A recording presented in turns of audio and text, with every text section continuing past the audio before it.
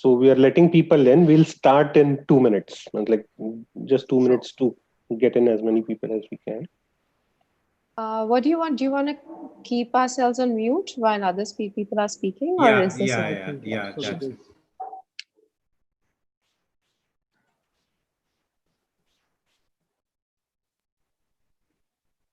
Is there too much halo around me?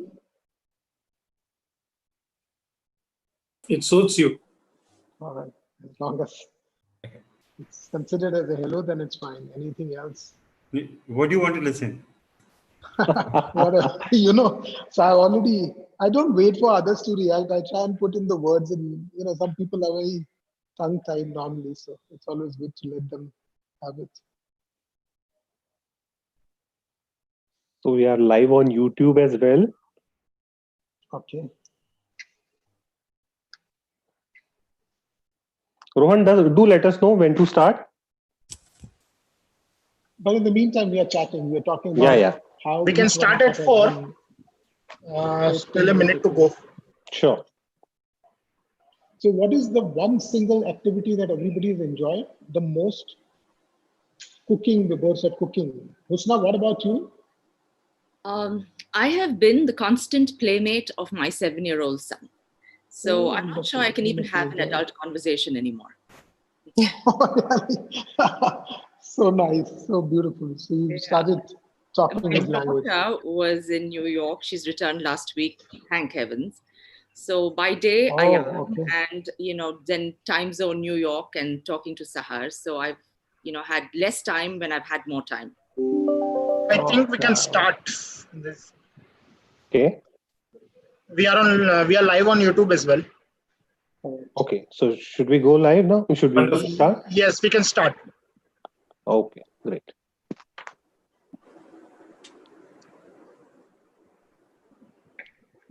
Namaskar, ladies and gentlemen.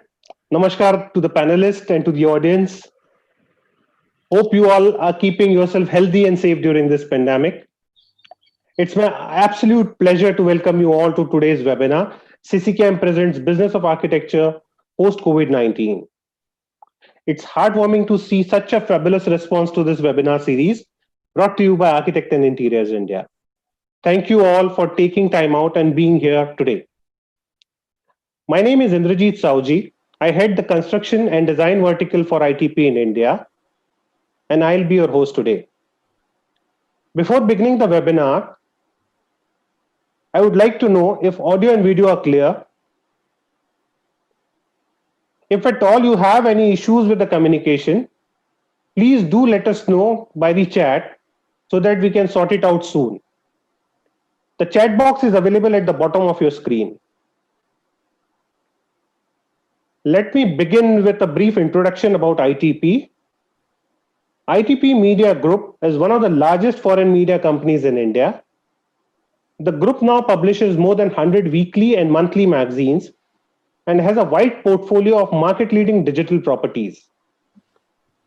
Some of our well-known global titles include magazines like Harper's Bazaar, Vogue, Time Out, Cosmopolitan, Grazia, Construction Week, Architect and Interiors India, and more similar prominent titles across industry verticals.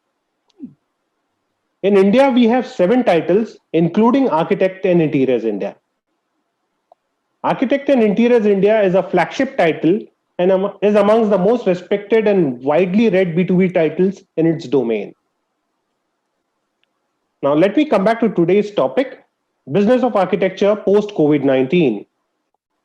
We all have been witnessing and going through the toughest times of our life. None of us have experienced this before. It's definitely going to change the way we work and the way we conduct our businesses. But before that, do we really consider architecture as a business? Many of our designer friends are still hesitant to consider it as a business. The most common complaint I hear about from architects is that architecture schools did not teach them enough about the business of architecture. Although students take a professional practice course in architectural schools, but most begin their careers knowing very little about business. As young professionals, you might not think it is important for you to know about business. Besides, you are just a cat jockey or a BIM ninja or a design maverick, but the better you understand design fees for a project, the better you manage your time, which in turn will increase the chance of project being successful and profitable. This will definitely improve your chances of promotion and will help you to prepare for future leadership roles. Please do not underestimate its value. You may broadly classify the business of architecture in two parts. Number one, the money of your money or the architectural firm's money you work for, and number two, the client's money. You must manage both efficiently to run a successful architectural firm. If you falter on one, then the other will follow. This episode of the webinar series brings together subject experts in the field, which will touch upon the mentioned points and on the immediate and long-term challenges facing architects once work restarts. How will projects be designed post-COVID-19, keeping in mind social distancing? Will materials like glass, which are now being used extensively at airports, hotels, restaurants, play a role post-COVID-19 era? We will chat with these leading design experts and learn from their experiences and expertise as to how we can prepare ourselves better and survive and succeed to make an impact. We are looking forward to an interactive and engaging session, and we look forward to learn from our audiences as well. Hence, we are going to screen a poll during the session. The poll will be live on the screen for a minute. Request each one of you to cast your votes. Results of the poll will be shared in due course, and we can have the panelists' view on the trends as well. We'll be running a Q&A at the end of the webinar. So we have enabled our Ask a Question feature. It's on the control panel at the bottom of your screen.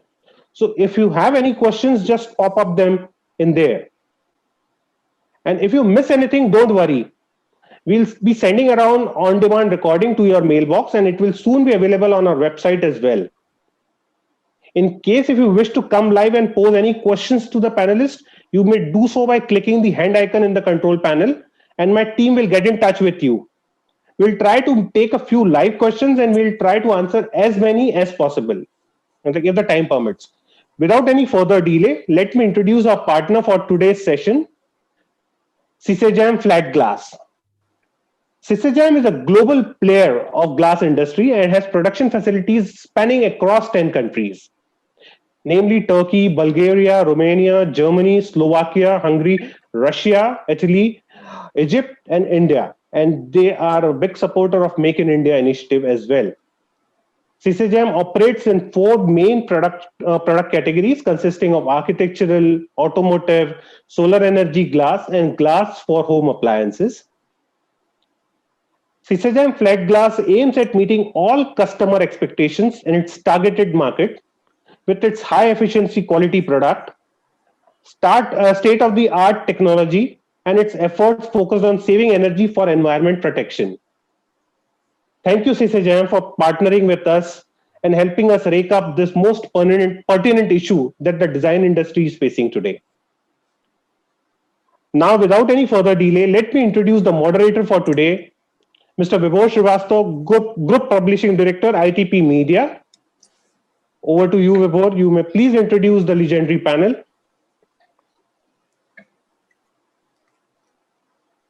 Well, it's thank you, Indiji. That was quite a introduction. I think we've been through lots of webinars, but I think that was a very crisp and nice orientation, the do's and the don'ts. And what do I say? An extremely legendary panel that I see: Husna Rahman from Bangalore, Supriya, Tyagarajan Perkinson, Eastman, Vivek, very dear friend, Carl, and all these panel need no introduction. I think all the audiences have got many mails introduction about them. So I would rather use this time to make sure that we talk about a subject which is so near and dear to all of us, and the subject which really has triggered multiple emotions, questions, uncertainties, and we still don't have the answer. But how can I leave? And Ezra, I just wanted to come back to you because you already started working, and in India, just about unlock 1 that has started, and there is a lot of apprehension in the country, and you can see on the faces as well as people, they're all very eager to listen to you in spite of the social distancing. and the kind of product company that you are, which is like world known and most famous. What is your view? How would projects take off? How would people work? I mean, would you like to shed some light? Yes, Esra. Thank you, Bipor. Thank you, everybody. It's a pleasure to be here with you.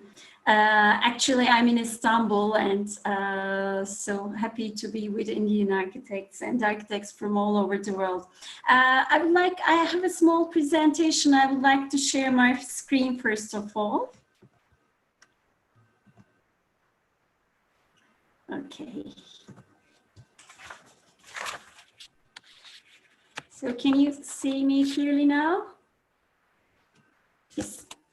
Actually, we are experiencing difficult times all over the world. I sincerely hope that you and your loved ones are safe and healthy. As the largest flat glass producer of Europe, we continue production in our factories all over the world, including India. We have sales in more than 110 countries. We responded to COVID immediately as carrying our work to online digital platforms. And we continue to give glass consultancy for architectural projects as we did before COVID. Now it's time to redesign our daily life after recovery. The only way we are getting closer to a COVID-19 free world is the proper practice of social distancing. At Şişecam Flat Glass, we have got a clear-cut solution. That's a glass apart. We are social animals, and we thrive on human interaction. And with the smart use of glass, we can still enjoy human interaction without the risks of human touch. Glass allows us to see each other, to talk to each other. When we have the proper design for it, it's also a barrier. It provides us social distancing perfectly. In the near future, we may give up working in open plan offices and start working in glass cubicles or glass rooms like this. There are too many benefits of glass in workplaces. It's hygienic, easy to clean, eco-friendly, and long-lasting. Glass has scratch, impact, and breakage resistance at the same time. After COVID-19, we will get used to see these solutions more often, for example, in a fancy restaurant or in our hairdresser's salon. The possibilities are clearly endless, and so are the solutions with glass. As Şişecam Flat Glass, we believe creating value in and for architecture. We organize architectural events with the participation of world-famous architects such as Sue Fujimoto, Winnie Mouse, Dan Stubergart, Maya Anson. They were our guests before COVID in Istanbul. They inspired many young architects and architectural students with their design approaches and their understanding about use of glass in their projects. After COVID, we carried those transparency meetings to digital platforms. From here, I would like to invite all the attendees of this panel to these two digital events. They will be at the end of this month. 3xN's founder, Kim Nielsen, and Patrick Shoemaker from Zaha Hadid will be our guests. As Şişecam Flat Glass, we are reaching architects and design world with digital publications such as Transparent Architecture.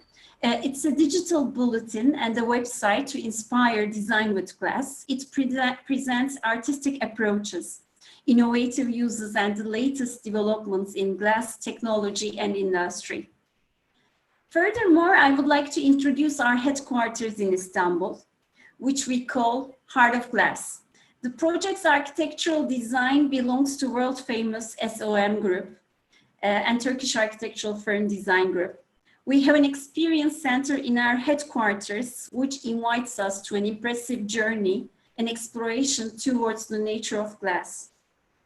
Together with our R&D department, which is based in Istanbul, we come together with architects and engineers for brainstorming in order to shape the future of the glass.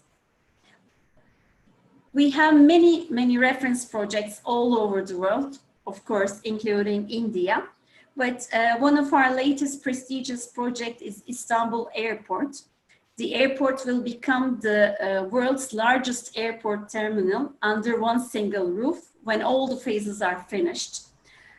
Phase 1 has more than 200,000 meters square glazing area in total. A special temperable solar control Lowy glass has been developed for the project together with our R&D department, architectural design group, and the consultants. Glazing is completed only in 15 months.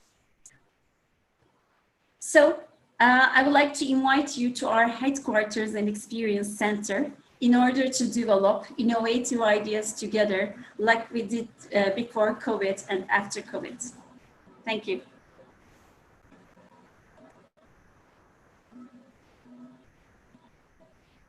Thank you, Esra. That was quite an elaborate one. And I see my team says that a lot of people have joined in the interest of the audience. Let me just quickly walk you to the panelists again, because they should know, and a lot of them people have joined now. So we have Vivek Gupta, Principal Architect, Arvind Vivek and Associates. We have Karl Bhatia, Senior Associate, Architect Hafiz Contractor.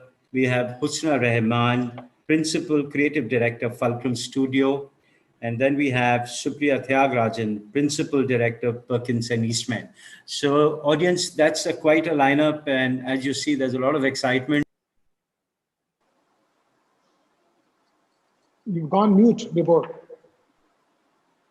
Thank you. This is something that I'm still learning, so bear with me. So I was saying, it's such an interesting topic. Vivek and Karl and Husna and Supriya, we all work together and said, what do we do? There's so much of talk happening about COVID, but nobody's talking about the solution, the positivity, the road ahead. And that got us thinking, what kind of a panel should we do, which will give this session, from this session, the audience will have a big takeaway.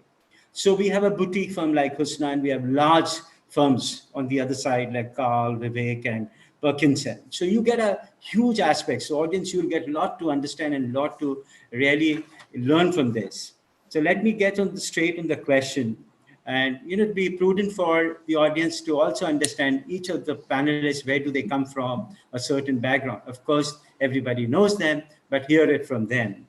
So I'll just do this to the panelists. All of you have earned a great degree of success in balancing your personal design philosophy and the client's needs, and perhaps even your responsibility to society at large. But everyone has a starting point. Could you describe your journey, or perhaps share an anecdote that was a turning point for you as an architect?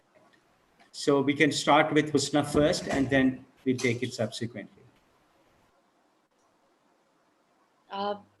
Well, for me, the journey began in its own mellifluous rhythm, wherein I did not believe that I was born to design per se. I studied in Bangalore till I was 18.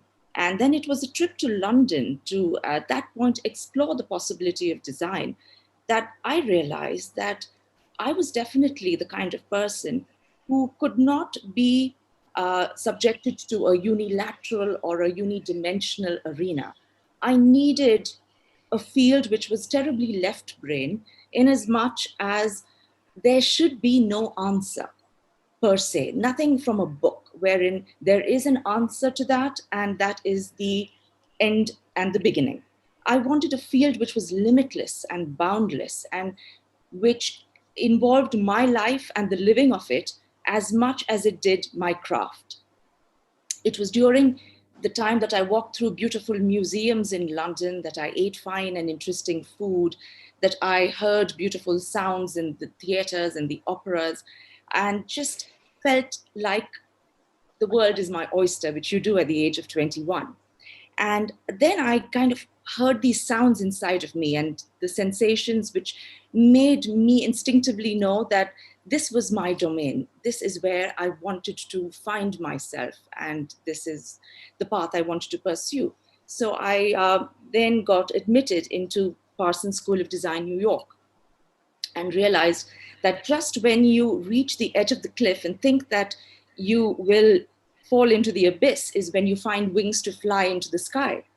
And this is the field which is an interdisciplinary vocabulary. Architecture really brings together the arts and the sciences, the poetry, the logic, the explorations of the world, technologies, engineering, and feel the heartbeat from the inner goings on of your workings and soul, the philosophy that you bring to it.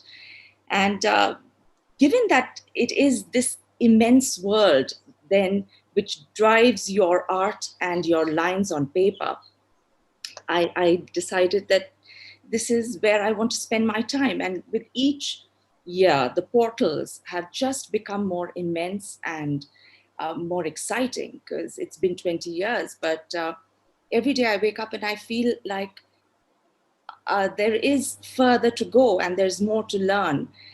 Just the endlessness and the infinite capacity of what it can offer you and how it can explore your inner being. I want to surprise myself. I want to wake up and say, who am I today? What can I learn today from people in my field, from someone in the office, from a book that I read? Will a poem be able to inform how I draw? Will a conversation with my 7-year-old and his curiosity feed into my life? So it's these tentacles which really evolve into that being, this, alive and growing and searching being that I find extremely replete with magic and with motion and emotion. Wow. Fantastic. Wow. Absolutely brilliant, endless, limitless. And people who don't know, actually, Husna is a very, very good writer herself. That's So another before I time. have to say, Yeah. architecture's gain has been literature's loss. Looks like. Writing a book, Trust me. Vivek. Hang on. I can imagine. I mean, after this poetic kind of introduction, I find whatever I'm trying to say or do is absolutely pedestrian, guys. I'm sure I'm still waiting for that life to take that one turn where suddenly I feel that I can play God. But all I do is that I love the profession that I'm in. I think architecture is one profession where the there is manifestation is a form, is a physical form, which often outlives the creator, which is the best thing. Every day, as Usna said, is a new day. You wake up as a different personality because of the project that you're doing, the client that you are working for, the climate that you're working in, the context that you're going to be dealing with. So I think there is a new morning every day for an architect. And that newness of the profession has kept us going, There is no falling into the groove kind of a thing that happens in the life of an architect. Every day is a challenge. I'm not saying that other professions don't meet the challenge, but this challenge is something that at the end of it, when your professional efforts manifest, I think they manifest in such a beautiful form. Beautiful in the sense it is beautiful for the client, it's beautiful for your own self sometimes. And that manifestation, I think that gives you the power. No other profession has that physical manifestation. A surgeon goes on repeating the same. A gastrointestinal surgeon will do the surgery for the stomach every day. A lawyer will go to the court and fight the cases basis of the same CRPC or the criminal law or the civil law. A chartered accountant always deals with numbers and everything. I think architects are the only people who deal with a new subject every day, with a new client literally every day, with a new climate or a context every day, and at least in every project that they're doing. So we are lucky guys. So I also want to say we are like alongside with the architects, media guys as well. No, continue. I just want to say we are also the lucky ones. That's about it. I can't be as wonderfully elucidative as Husna has been. No, no, but very good. But Vivek, I think audience would also like to know some of these secrets. You want to share that, or you want to keep it later? Secrets of what? In terms of your starting point, you advocated an architect. That's fine. Everything is fine. Anything that you wanted with? It's been accidental. I spoke about it. It's been accidental. I was supposed to be doing my master's in the US. Unfortunately, we were graduating around Operation Blue Star time. I couldn't submit my thesis. My admissions for my master's were in place in the US. I couldn't go. I was at a loss. I had never planned life. I didn't know what I was going to do. And I come from a very small place called Bikaner. There was nobody could even pronounce architecture. Yes, this is all what we want to know. Yeah. So that's how I came to Delhi. I started my practice without any agenda, without anything, without knowing how tomorrow is going to be. But I was at it. The only thing I understood very early in life that life is not cherry pickings. And architecture is not going to be a low-hanging fruit. I will have to work assiduously at it with all my might. And I think I've said this, that the only compliment till now I've got from my wife is that I never gave up. I never gave up, really. I just went on doing whatever I was doing. Super. Never give up. Carl, you want to do a quick one? So I don't know what to say after Husna and Vivek. They put it so eloquently. I think they speak for all of us. But for me, frankly, I come from a family of doctors, and being the black sheep, I couldn't see myself studying anything really. So architecture was by accident, just by the love of doing art and fooling around. So I'm happy to be here. And the turning moment for me was frankly, when I failed in my second year. I got thrown out of college for hosting a strike and copying in an exam and doing all sorts of things. But that was great for me. This is super, I would say. Sounds familiar. I met my wife because of that. I landed up at Hafiz's doorstep because of that. And since then, not looked back.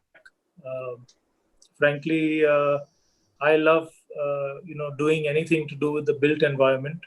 So working in Hafiz's office at that scale keeps me completely motivated. And having him as a mentor, nobody can ask for better. So I'm happy. Well, Carl, so much to learn about you. Wow. So that was tremendous. I'm sure a lot of people don't know it. I'm knowing it for the first time. Supriya, would you like to share some of the secrets like this? How did architecture happen to you? Again, it was not by choice. My mother's family comes from 4 generations of people in the construction industry. And so for her, she was the one instrumental in sort of making me choose architecture. But I think it was my educational experience, both at undergrad and graduate school, that sort of defined how I saw myself contribute to the built environment. And I always wanted to do projects that had some meaning, were meaningful, had some legacy to leave behind, had impact on the people who use it as well as the society. And I'm fortunate with Perkins Eastman, I'm able to do all of that. So it's a very fulfilling sort of a role for me. Managing projects or managing the office does not leave me with enough time to design, and that's fine because at least I'm part of something that's big, and it means a lot to wake up and do that every single day. Wonderful, Supriya, and I know they are doing some incredible work. She will talk about her work. And, fortunately, from a partner standpoint, Ezra herself is an architect. Ezra, can you hear me? Yeah. And we're just going to complete this round till Mithali takes the next one. Ezra, would you like to share your background in terms of how you loved architecture? Was it by design, or like for a couple of people here when it was accidental? Actually, during high school, I was planning to study fine arts. And I have a very close friend. Her uncle was an architect. Visiting his office, design office, and spending all my time with my best friend, I decided to study architecture. Then I attended Middle East Technical University. After graduation, I started to work in one of the biggest architectural design office in Ankara, the capital city. I was very lucky when I attended. They had a competition and they won the competition for two big university campuses. First, I started to work on university campus design. I designed everything. I was very young, just at the age of 21. I designed everything, including stairs, wet areas, shafts, anything. And then even most of the prestigious buildings at the same time. Then I moved to a construction firm and started to design for them. First, I started designing hotels.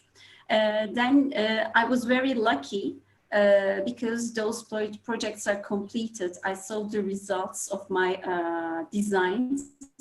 But 15 years ago, I moved to Istanbul due to my husband's choices. And now, when I moved to Istanbul with a small child at the age of 1, I decided to be a bit away from architecture because at an architectural office, I have to work, unfortunately, 6 days, sometimes more than 15 hours. So I couldn't, I have to make a choice with my child and also for with my career. Then at that moment, by chance, I started working in Şişecam flat glass as and started giving glass consultancy for projects. That's how it started.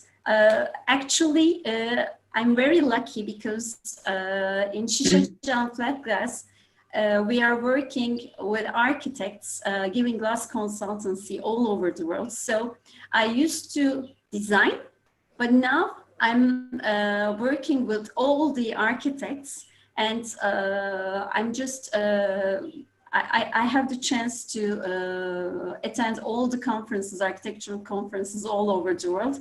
So for 15 years, I designed in an architectural office, but now for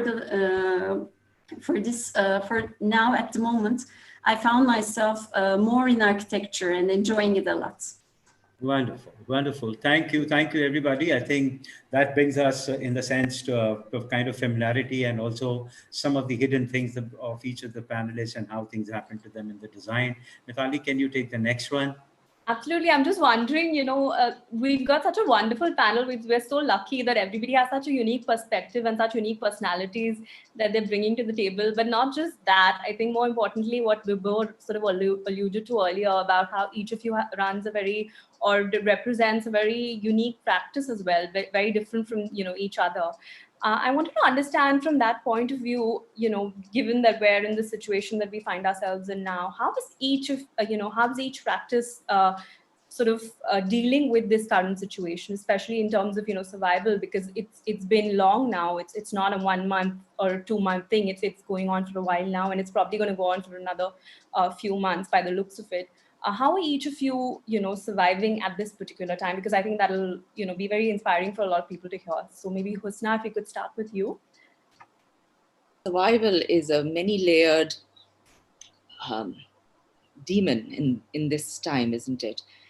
There are so many layers to our survival. One, of course, is the physiological. I mean, when we rang in the new year in 2020, little did any one of us think that our lives as we know it would be threatened, that staying alive would become the mandate of the year. That's the physiological reality. The psychological one of survival, I think, has far deeper implications in that people's lives have been torpedoed. And the disillusionment, the anxiety, and the despondence that comes from that requires to be managed.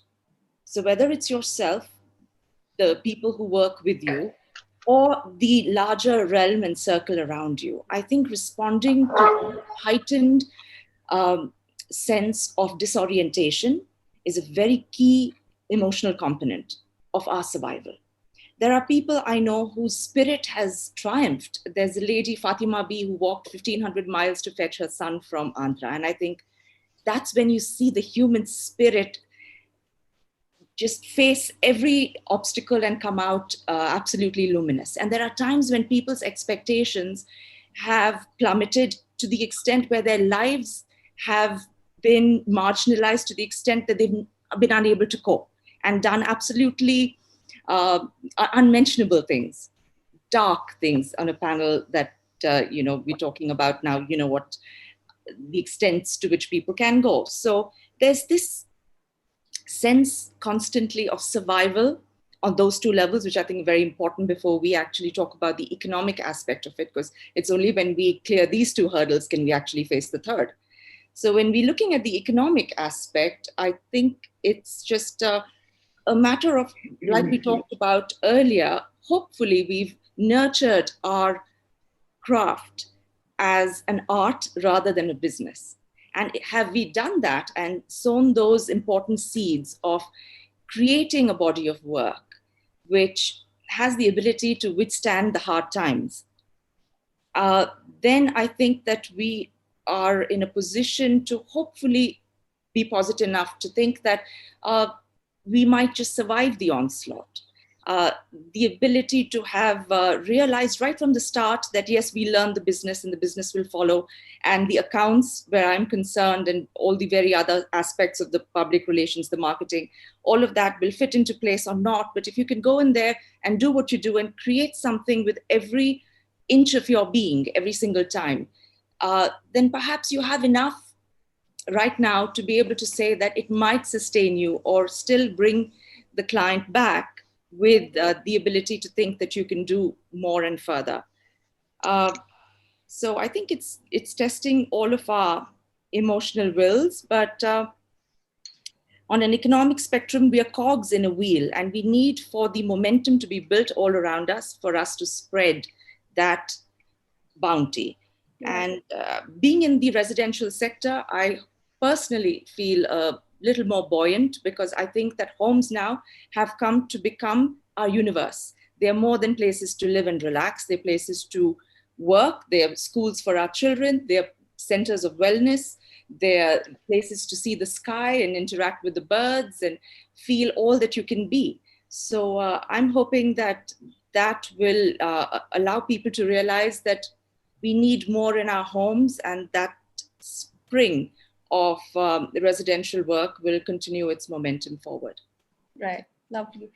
Vivek, if I could sort of come to you after that, very interestingly, Husna's, said that your resolve and just, the resolve to stay positive and take things one day at a time, essentially, and sort of build on that. Do you look at it similarly, or, what is your approach to the whole thing?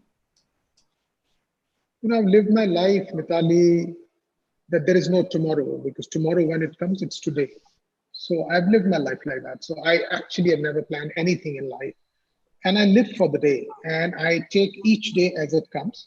So basically this last, 70, 80 days, to be honest, I haven't upskilled myself in anything. I'll be very honest. There's no room in me. My mind is a monkey. I just can't concentrate on trying to upskill myself. But what I've been able to do is to reimagine, to recalibrate, to reinvent a few things that I already knew, in a manner that you have the luxury of time, perhaps, the luxury of not really time I always had, but luxury of staying in a place physically to be able to enjoy those things, So things that were always seen in the kind of the rear view screen, I'm able to focus on them today. So that's been the revelation of the last few days. What I've been able to do is reinvent things that I always knew or I always wanted to do, but didn't find, as I said, not because of paucity of time, but mind being a monkey everywhere. Now I have nowhere to go. The mind has everywhere to go, but I don't have anywhere to go. So I am forced to engage with the things that I would rather engage than to let it go and wander everywhere. So I do a lot of cooking. I've been looking at the plants. Luckily, we have a beautiful terrace garden. I planted some, not me, but the Mali had planted some beautiful vegetables, which I actually used for the initial part of the lockdown when we were literally every day we were making food out of the vegetables that we had grown in the terrace garden.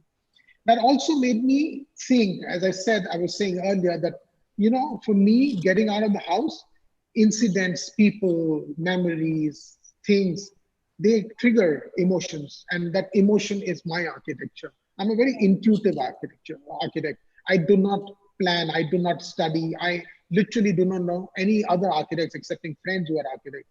I have no idea about any international architect, no big names, nothing. So being an intuitive architect, everything that I saw, a story that I could look at, a picture that I could look at, inspired me to create things and everything. And all these things have led me to be able to reinvent my thought process to do architecture, which is going to be engaging in a slightly different manner. I never lived in a bubble. So I knew that there is poverty. I knew I deal with the migrant population. I deal with the labor on the side. I sit with them and eat. So there is nothing that is new that has come as a bolt out of the blue for me. I was well aware of what happens in this country, how we are the lucky few, and how people are marginalized and everything. So only thing, and also there is no newfound empathy in me at all. So from that point of view, nothing new has happened. All that has happened is that there is a pause, and in that pause, I am reimagining things in the manner, perhaps that is a little more peaceful, I would say, a little less theatrical, and a little less, what is that word? More ephemeral, because I feel, as Husna was saying, life is so ephemeral today, and you realize more than ever before.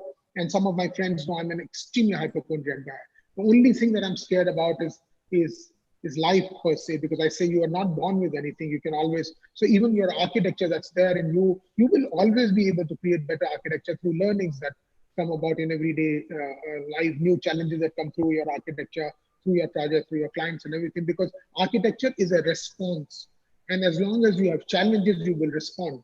So yeah, well, that's the way I've had my time. Yeah, architecture is a response. That's so true. And I think what you've sort of brought up, which is so important and which we don't sort of realize, is that we need to tap into our emotions ever so often. We don't do it, and this has kind of given us a chance to do that and to sort of reinvent and, like you said, upskill yourself. That is something that you don't pause to think about in a regular situation, but this has kind of forced us to go there. Even for a lot of us, that's a no-go zone for a long time.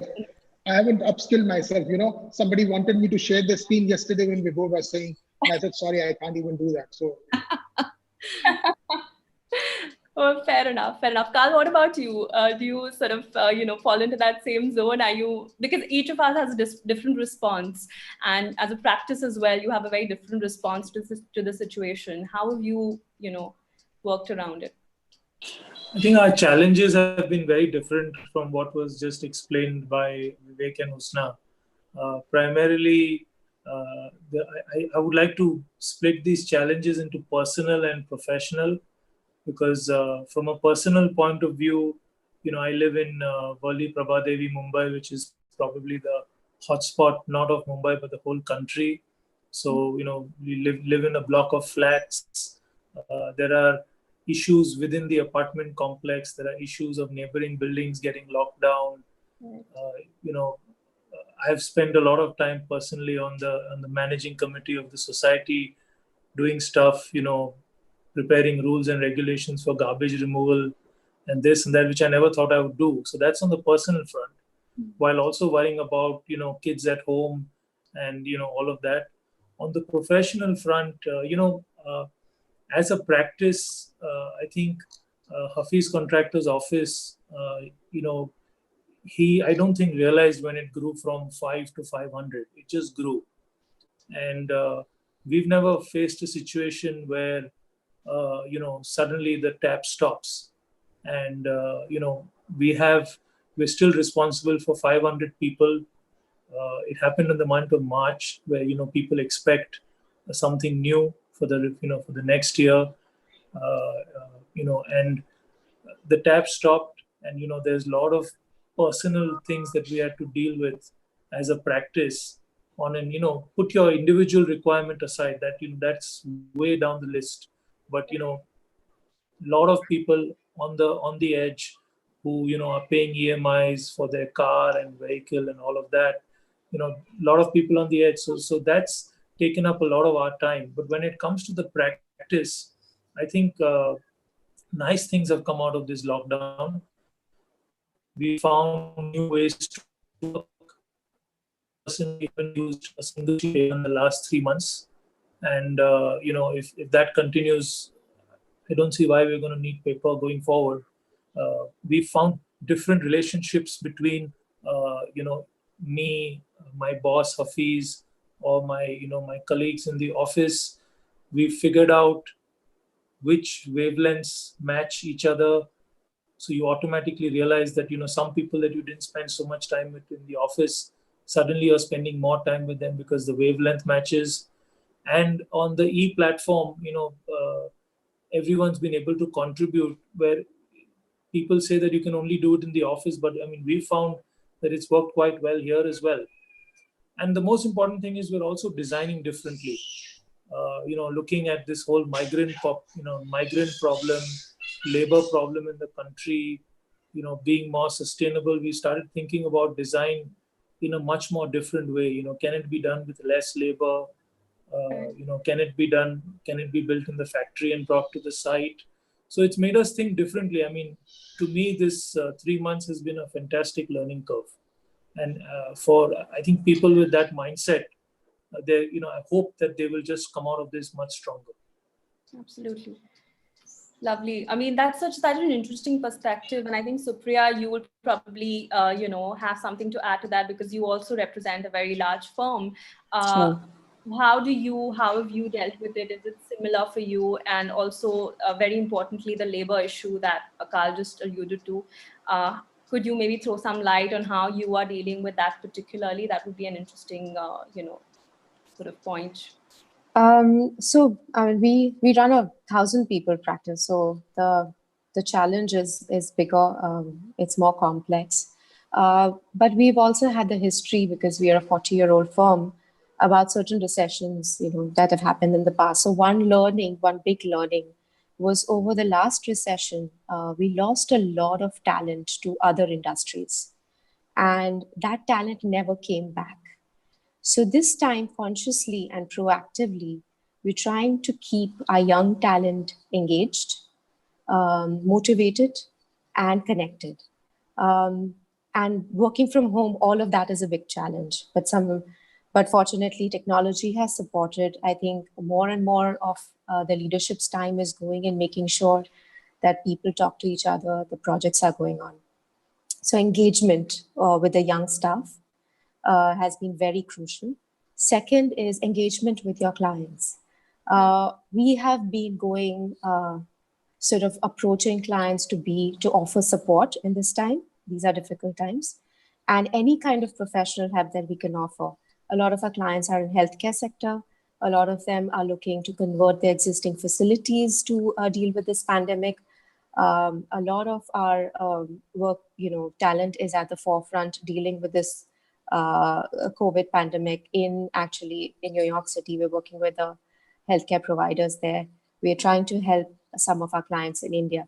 I think all of that is given us enough energy, motivation, and constant engagement is helping us move forward. So the lockdown doesn't feel like a lockdown. It feels like you're actually doing things every single day. And a lot of energy is going into that. And it all feels very positive. It all feels, extremely in a positive light. Talking about the migrant worker issues, I mean, it's a much larger problem, and I don't think architects can solve that in any way. But one of the ways that our clients have very successfully managed to keep a lot of their worker staff on ground was to give them enough food, sanitized place to stay, and information about this pandemic and virus, saying that stay, we'll take care of you. You will have work, you will have money. If you try to leave and go back and try to rush to get back, it'll be far more dangerous for you. And I think they've successfully managed to keep 400 families on site and have started construction work already at full swing right now. So I think these are just learnings that we can all have. But the larger issue is far more complex that we don't think we can solve single-handedly. I think it's a much complex issue. Absolutely, we can only try and get Sorry, a handle. Mithali, I just want to interject here, and I just want to tell you. Yeah, Vivek.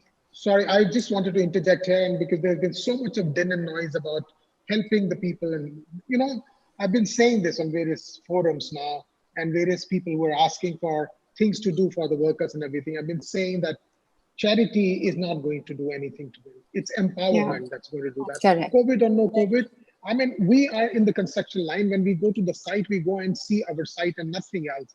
I don't know how many of us actually go to the labor camps, because each site has labor juggies over there. How many of us actually go? I'm thankful to the government today that there is a compulsion for having those portable toilets. I'm an old timer. I've seen that their site meant a place where people could actually take a bottle and go out into the jungle. So I mean, the least that we can do going forward, COVID or no COVID, is to empower those people. There has to be a creche at every site. Supriya and Carl, you run large practices, you have large projects. I think if our sites have that, if there is a Anganwadi kind of a thing, if there is a thing where adult education can be there, I think that's an empowerment. If these people are empowered, we will not be having this situation. I'm sorry for having interjected, but I feel very strongly about that. Suddenly the entire architectural community thinks that they will play God, they will try and help this, that, the other, they will have various charities. I don't think that's an answer at all. Yeah. Sorry. Yeah. That's an important point. No, absolutely. Very well taken. And I think we've had a lot to sort of ponder on, because we've got a lot of points on board. If we can just, bring in a poll question, Indrajit, if you could just bring the audience in and, take a poll question at this point. You're on mute, Indrajit. The question: will architect and design witness a complete transformation post-COVID? Agree, undecided, disagree. So I think even the panelists can weigh in on this one. Yeah, we'll take the panelist view on the results that we see and how the audience responds to this. And what is the audience response? Yeah, we'll show you. We'll get it. Indrajit, by the time you get the response you do, there are a lot of questions that I see. Can you take one? Yeah. Audience question. I'll try to. This particular question is by Bhavan Makwana. He wants to know, do you see any changes in the way indoor spaces will be redesigned due to the current COVID-19 pandemic? Which segments, hotels, hospitals, commercial spaces, IT firms, etc., will witness the design change? So any of the panelists can take this. Carl, would you like to take, and of course that you're doing that, the huge project in hospitality in AeroCity. And I think audience would also like to know, it's almost like 11. So I think it's a good question. To be very honest, the maximum change will be seen in project segments where people are visiting. So hospitality, and where let's understand one thing. Social distancing and putting up glass here and there is also to some extent a privilege in projects that can afford it. I think in a lot of housing projects and this and that, you're not going to be able to afford this privilege. So I think in hospitality, in workspace, we will see more change. But in housing and all, I think the change will be very, very less. I feel that housing, the main change is going to be, every builder who sold a 2.5 bedroom kind of a thing, as 2 bedroom and a study, that part of the house is going to take center space now. This work from home or no work from home, we may get back to new normal, but the provision to be able to have a place where your kids can have online schooling, you yourself can have wonderful work from home, your kids can have work from home, is going to be an extremely important. That private space is going to be extremely important. Already, furniture manufacturers are toying with the idea of coming out with pods and everything, which you can place with your own acoustics, with the connectivity and everything. So I think that part of the housing segment is going to take a new meaning. I also feel, and I've been advocating the fact that, as I spoke in the beginning, that vertical gardens, just because you're living in a flat doesn't mean that you can't have a patch of green in your balcony. It does not mean that you can't grow a little bit of vegetable or something like that. There are enough examples in this entire world to have vertical gardens in your balconies, have a little vertical vegetable patch or something like that, which allows you to be able to, in times like this, have at least a little approach to survival, that kind of a thing. So that's the other thing that can come about.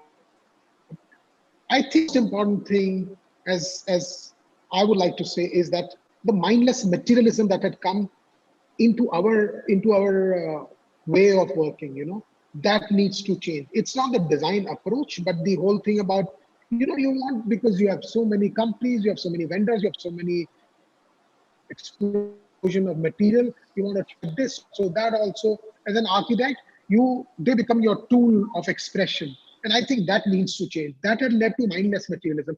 Something, if you can do with a simple white marble, no, you want to try a quarry in Egypt, or you want to try a quarry in Italy, or wherever, Greece, and you want a particular kind of a marble. And that really didn't add much value to your project or design, but it was there because you're an architect, you're playing God, so you want this material, that material. I think that mindless materialism has to go out of our business.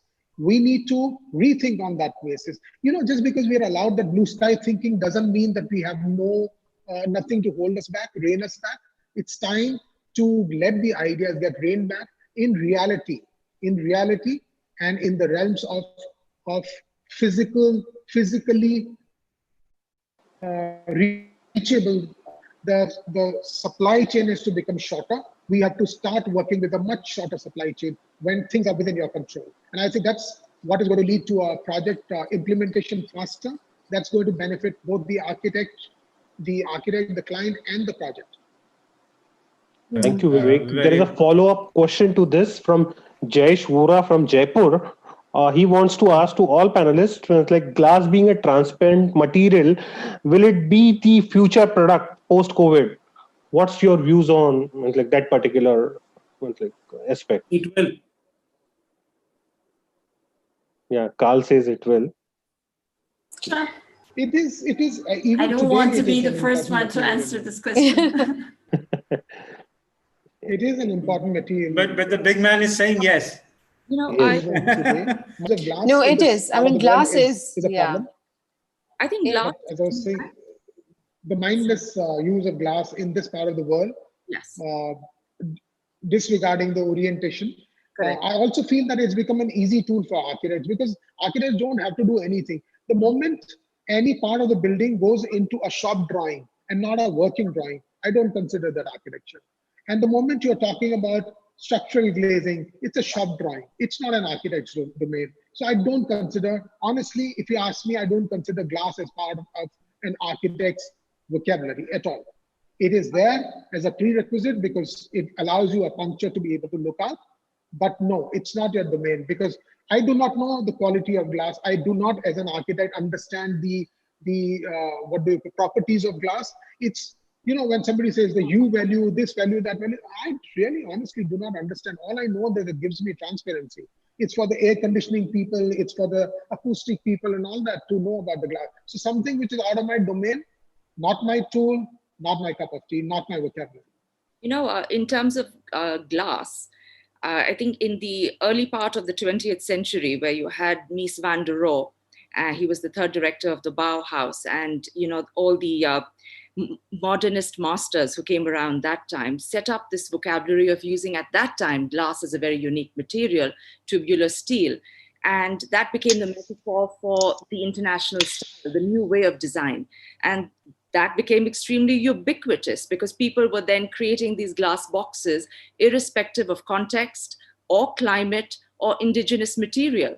So a tower in, in Sydney would look the same as the tower in Bombay or in, Chicago. So all of this then just started to become a way to express a commonality. Well, today, in fact, that commonality has given way for indigenous and unique expression.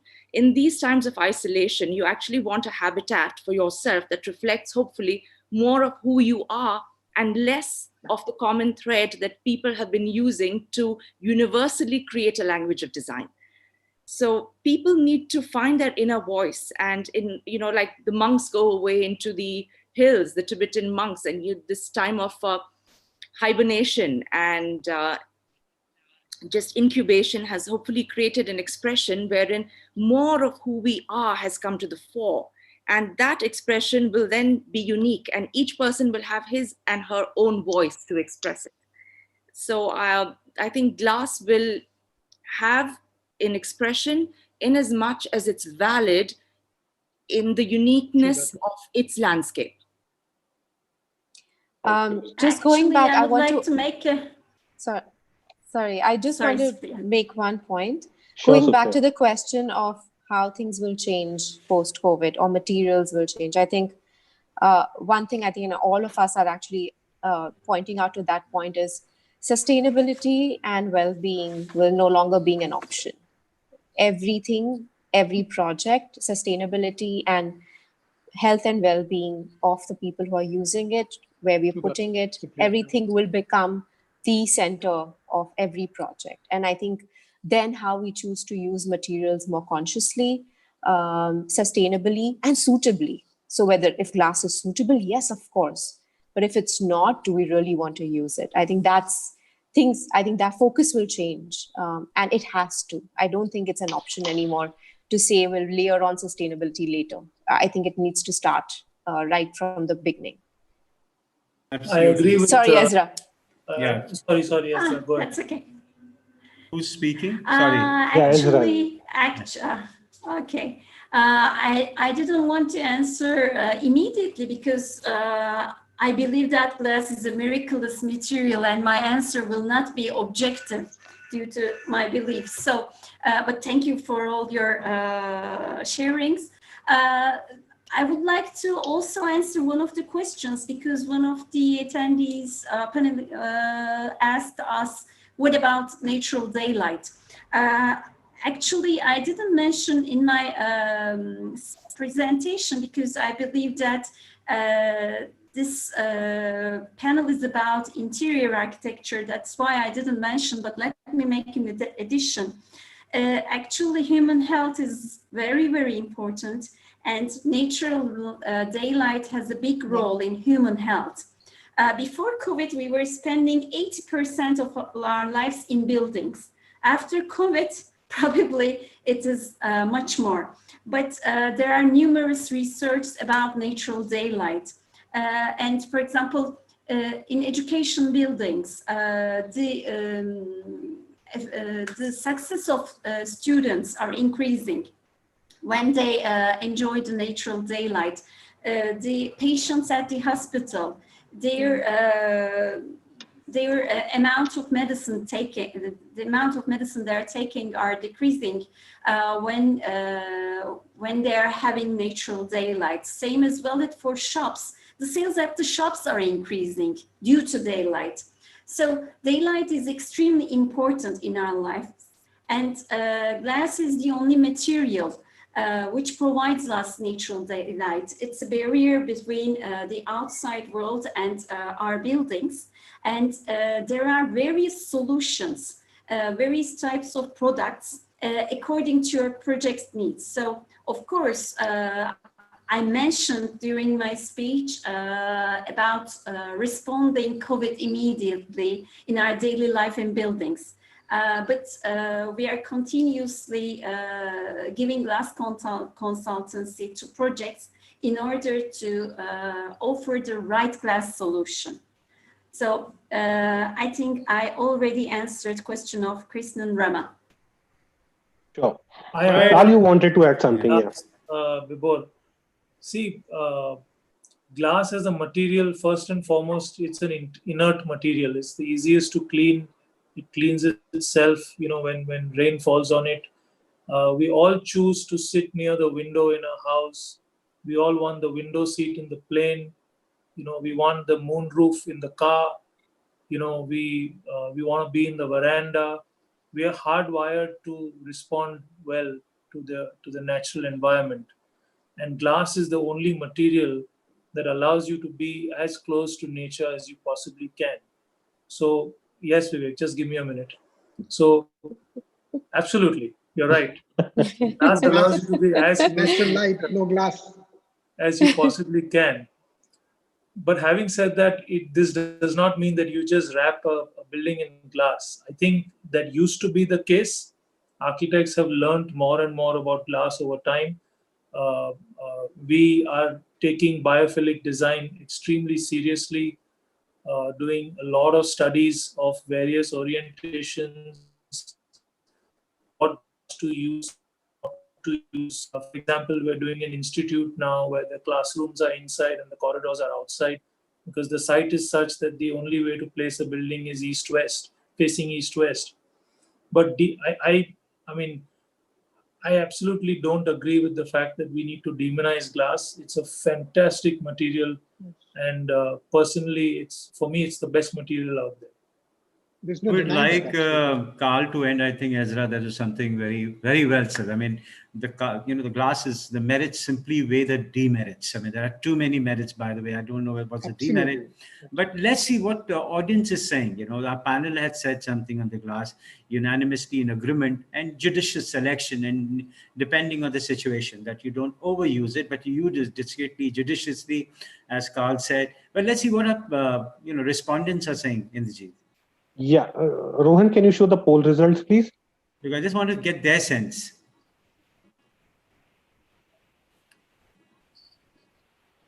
Wow. So this is different, Vibhor. This No, speaks no. about will architects and designers witness a complete transformation post-COVID? No, no. And so 55% feel that they will. Yeah, that's fine. Indijit, could I have just very quickly the other poll, which was on the glass, please? Because it's such a lovely question we debated, the usage of glass. Rohan, the second poll. Yes. Ladies and gentlemen, audience, please vote for this. Will glass see increased use post-COVID-19? Yes, maybe, no. Panelists, you can also vote, please. So then we get some consensus. So in the meantime, on the first question of whether things will change completely post-COVID, the way architecture, are we going to talk about that? Because to me, we will just circle on that, because I think this poll was to go, because we were talking glass as a material, and we heard some very good points from each of the panelists. I just want to get the sense what audience and their engagement will tell us. So I think 30 seconds is over. I think people are fast. Yeah, we can show the results, Rohan.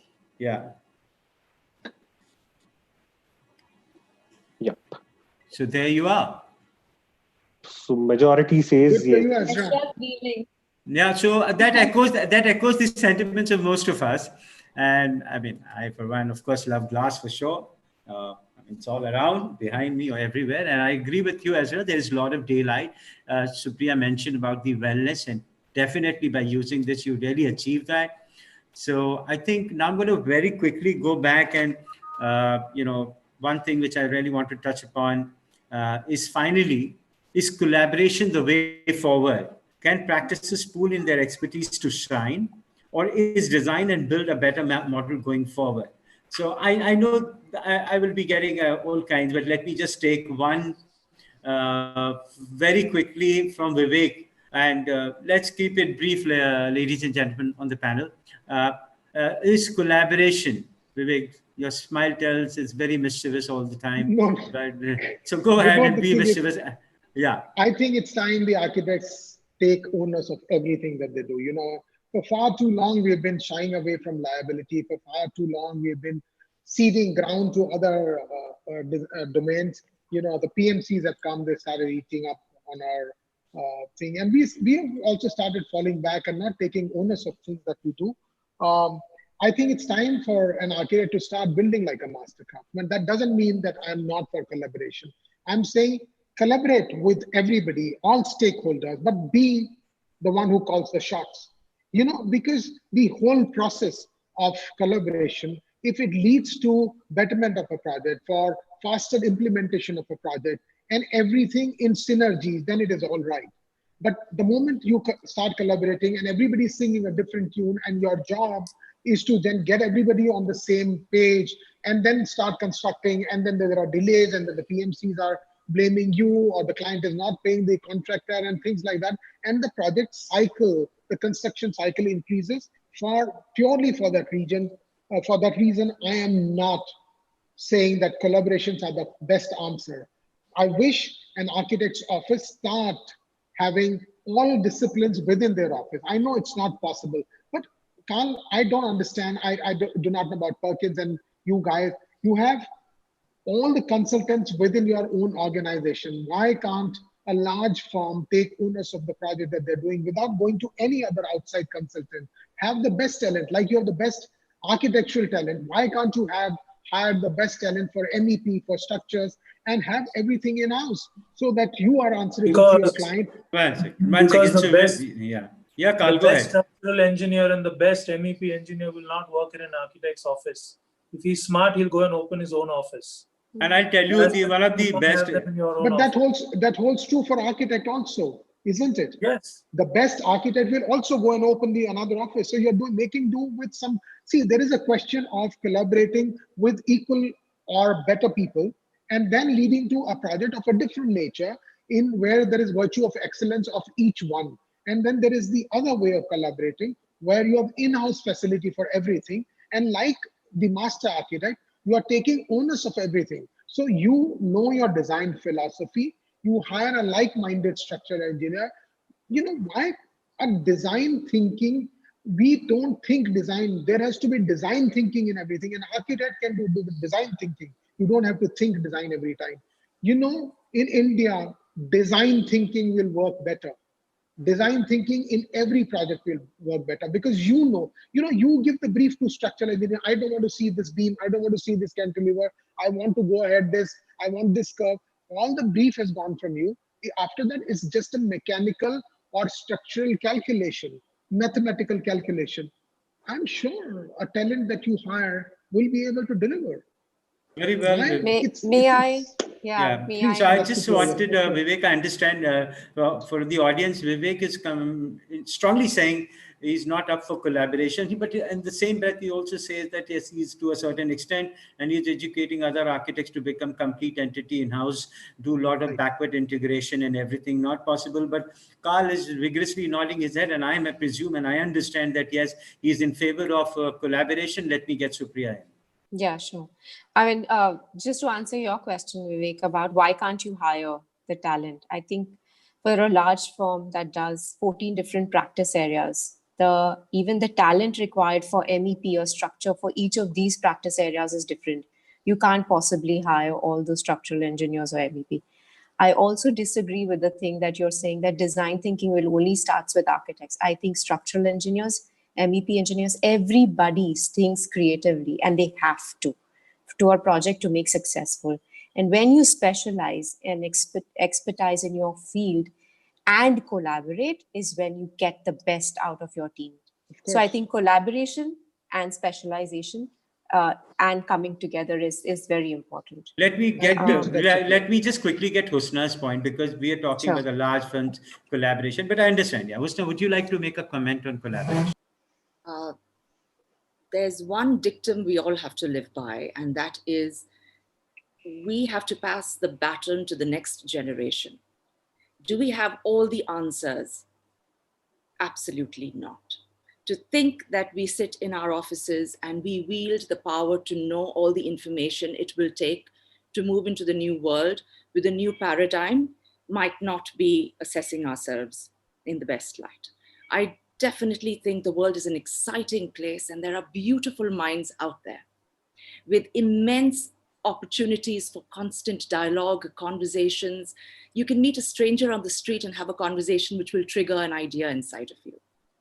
So I think that we have to be completely open to the beauty around us, to the power, to the energy, to the magic, and engage in these conversations, both on an intellectual as well as a poetic and sublime level.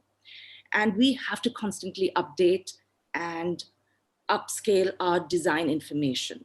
What we know today needs to be more valid and relevant tomorrow and the day after. So to grow, we need people, and we need to take these people with us on every level, both from the point of view of the people who inspire us and we learn from, and the people who we share this information to within our realms.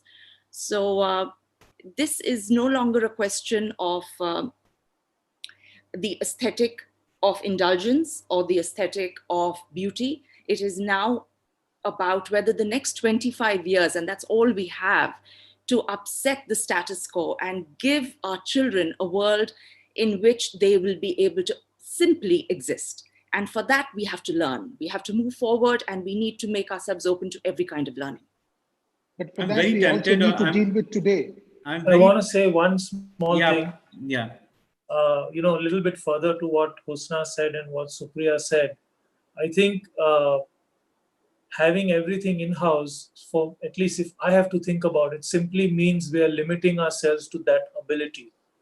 The ability that people offer you from the outside world is unbelievably, why only collaboration with other engineers? I'm talking about collaboration with architects, collaboration with master planners.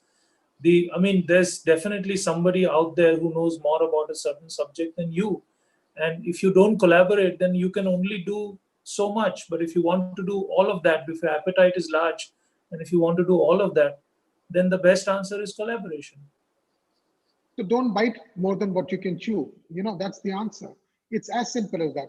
The thing is, again, I'm talking about only architectural projects do not have a deadline. They're open-ended.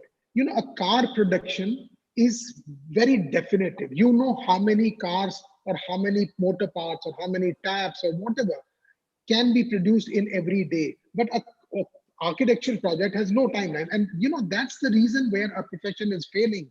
What we need to ensure is, as I said, and that's why the reason I'm saying I'm not against collaboration. Please read me again. I'm saying I'm for collaboration as long as that leads to gain for everybody. As long as everybody sticks, everybody is ethical. Everybody has timelines. And fantastic. Otherwise, it is time, because who gets the blame when the project gets delayed? Not the structural engineer, not the MEP guy, only the architect. Because the end point is architect. He is the cog in the wheel, but the onus is on the architect. When the onus is on the architect, right from municipal drawings to sanctioning to any deviation in the plan to anything failing, it's not the MEP structural engineer ever will go to the jail if a building falls, if it is not conforming to seismic zone, if it is not conforming to fire safety regulation. It's the architect. So it's time for an architect to take onus of everything.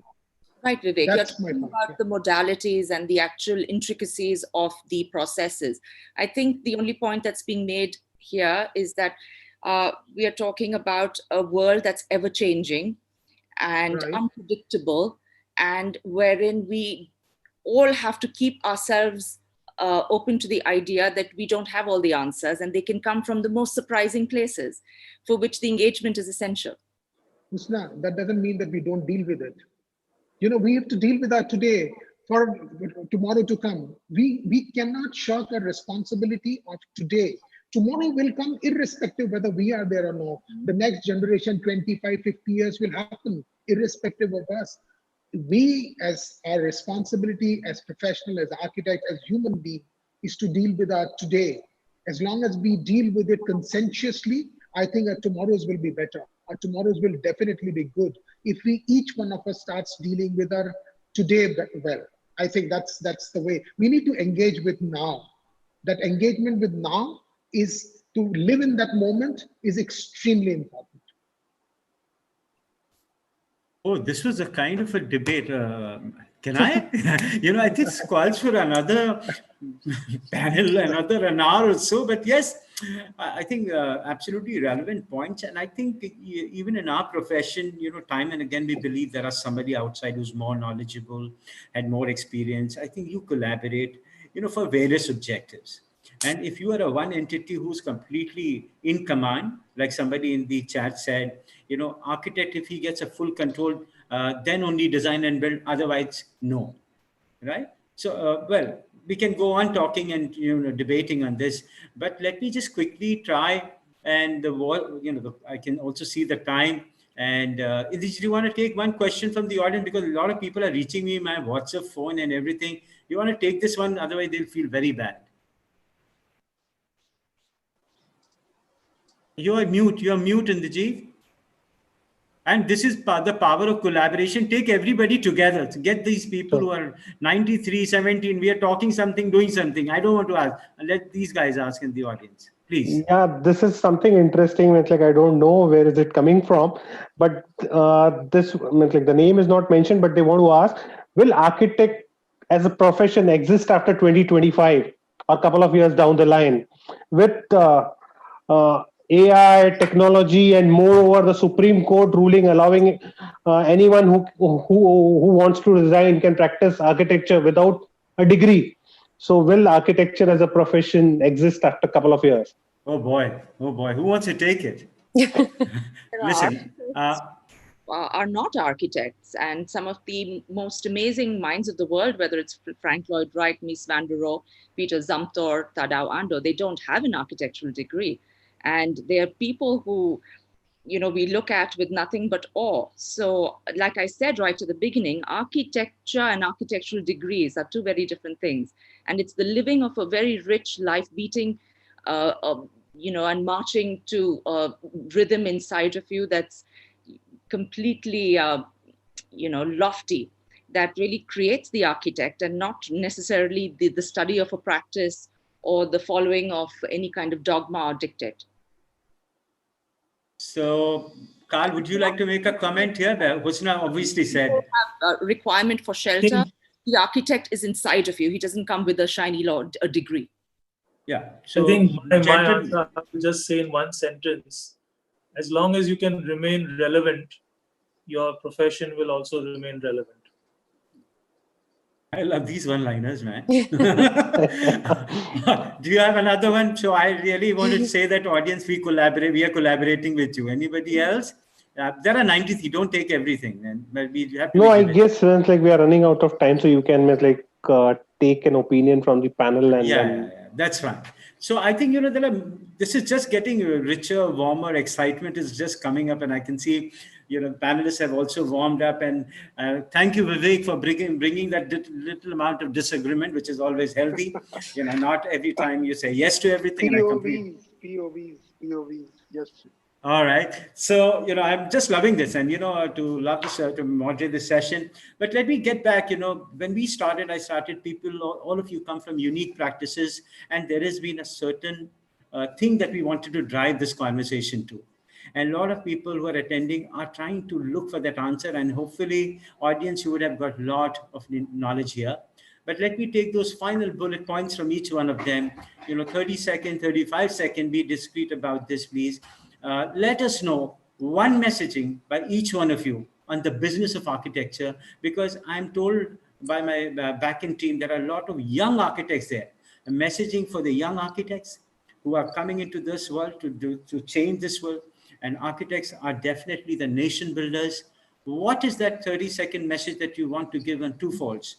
To the young architects, and also, how do you see the business of architecture? Is that clear?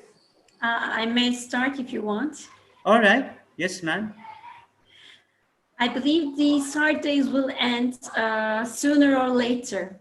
Next year, when we remember year 2020, we will forget all the difficulties we faced and probably enjoy the results of the innovative ideas that we created during this pandemic time together.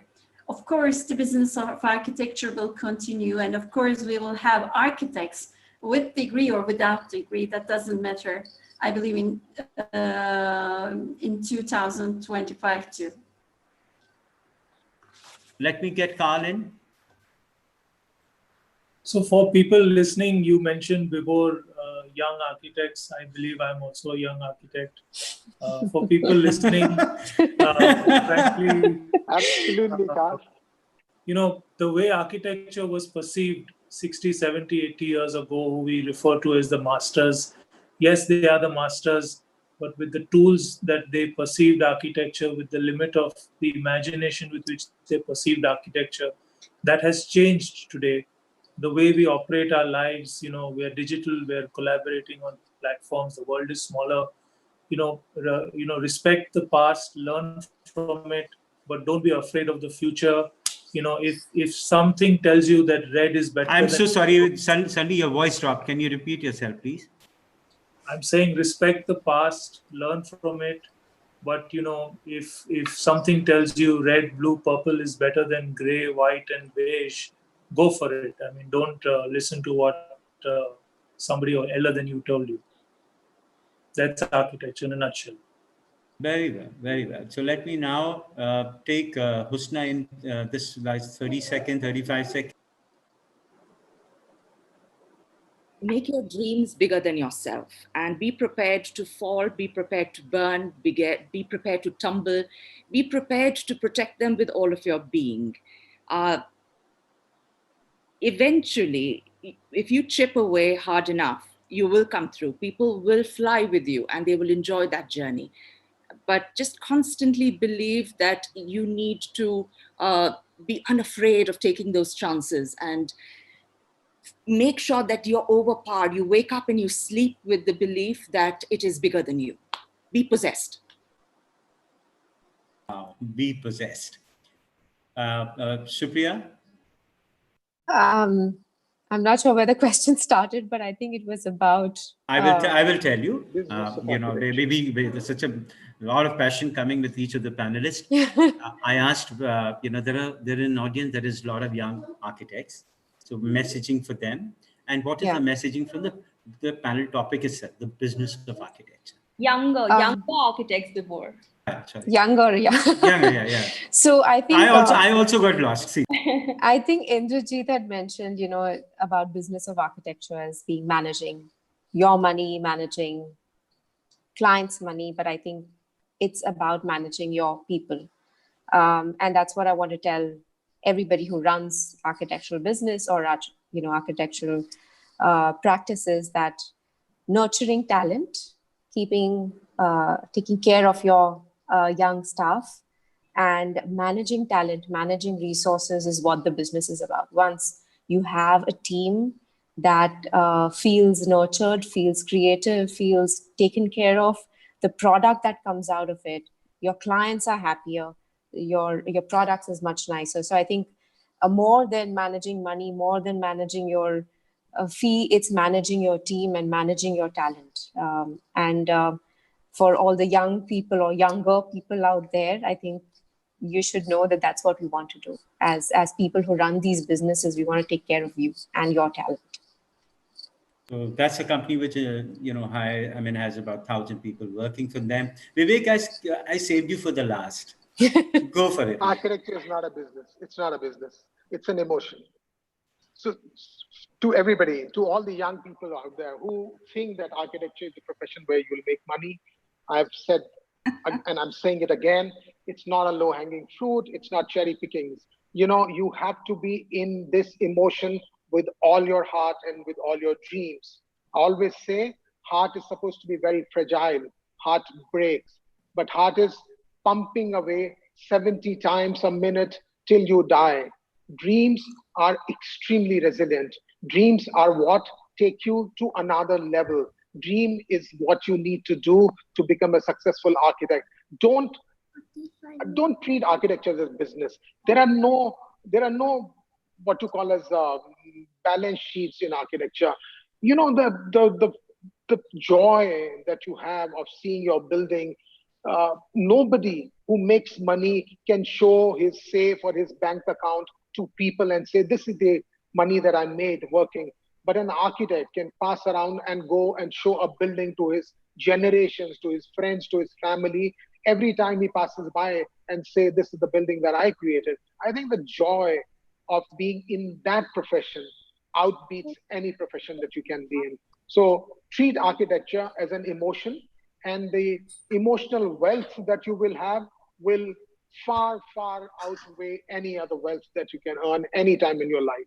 And there is enough money to be made in architecture. All the panelists here are proof of that, excepting me, I think. Rest everybody, yeah. So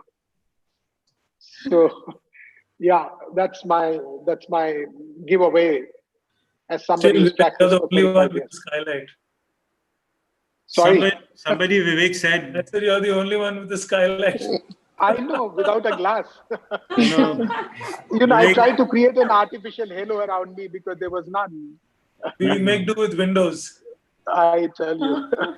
Gee. Yes, Vibhor, you were saying something. No, I was saying, well, you were saying somebody said very interesting. Great said, sir, with a lot of emotion and passion.